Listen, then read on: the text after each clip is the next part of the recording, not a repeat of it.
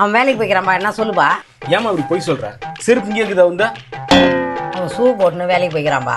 Cricket ஆடும்போது செருப்பு விட்டு ஆடுற பையன் அவன் ஷூ போட்டு வேலைக்கு போய்க்கிறானா? இதை நம்ப சொல்றியா? என்னப்பா உனக்கு இப்ப பிரச்சனை? அதெல்லாம் அவனுக்கு சொன்ன புரியாது. முதல்ல உன் பையன் வெளியே கூப்பிடு. என்ன ஜெர்மன் மொழியில சொல்ல பாரியா? எல்லாம் தமிழ் தான் சொல்ல பாரு, எனக்கும் புரியும், சொல்லு. சரியான நெக்கல் தான் உனக்கு. இப்போ உன் பையன் வெளியே கூப்பிடல நீ? என்ன பட்டாளாச்சுங்கிற கோயிலுக்கு போறீங்களா?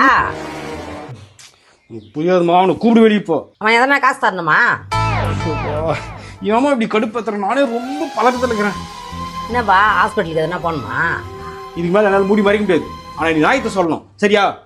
அதை தானே இவ்வளோ நேரம் கேட்டுங்கிற, சொல்லு தொலையா. வாசி விட்டாங்க வெளியே. இதெல்லாம் வீட்டு உள்ள பேச விவகாரம் இல்லை. போன வாரம் 2 பேரும் சரக்கு வச்சோம். சைடிஷ் வாங்கி கொடுத்தேன், சரக்கு வாங்கி கொடுத்தேன். எல்லா செலவும் நானே பார்த்தேன். வண்டிக்கு பெட்ரோல் போட்டேன், எல்லாத்தையும் நானே பார்த்தேன். இந்த வாரம் யார் வாங்கி கொடுக்கணும்? உன் பையன் தான் வாங்கி கொடுக்கணும். கூடுமாவன் வெளிமதில்ல.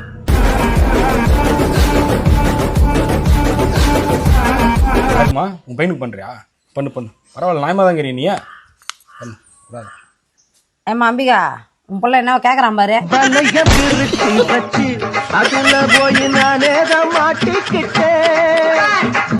கூடிக்காரனை பாட்டையும் கேட்டுமா எப்படி போயிங்க பாரு.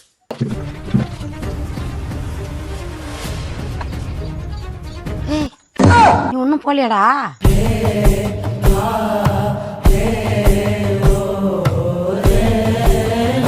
அம்பிகா, வரும்போது தொடப்ப கட்டி எடுத்துன்னு தப்பா கையெல்லாம் நடுக்குமா, போய் பண்ணடே போச்சுமா.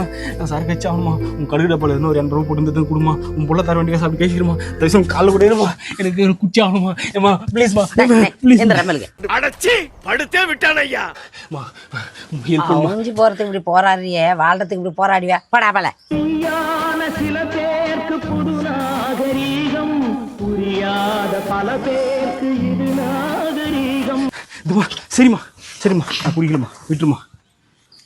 குழந்தைக்கு பால் வாங்கணுமா, ஒரு 90 ரூபாய் கிடைக்குமா? ஆடுறான் ஊத்துற வாங்கினா.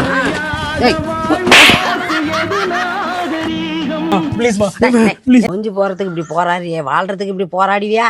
முன்னோர்கள் சொன்னார்கள்